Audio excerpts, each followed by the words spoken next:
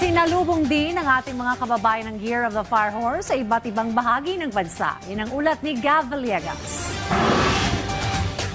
Isa sa mga nagtungo kagabi pa lang sa Binondo ang grupo ni Mayet na mula pa sa Makati. Ito nila ang first time na ipinagdiwang nila sa Binondo ang Chinese New Year. Nag-enjoy ang grupo nila sa fireworks display at mga masasarap na pagkain. Dito na rin sila nagpalipas ng gabi at ang paglilibot sa Binondo.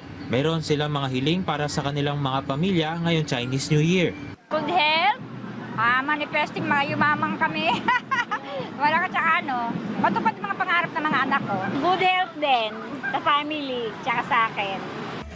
Ipinagdiwang rin ng mga Cebuano ang Chinese New Year sa Chuon Temple kung saan pami-pamilya ang dumalo para sa pagdiriwang. Ilan sa mga aktibidad na ginawa ay ang horseback riding, fish feeding, live performances at mga palaro na sinalihan, mapabata man o matanda.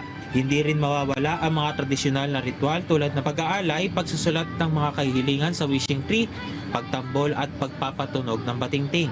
Tampok rin ang lantern display, lion at dragon dance at mayroon ding fireworks display. Gab Villegas para sa Pambansang TV sa Bagong Pilipinas.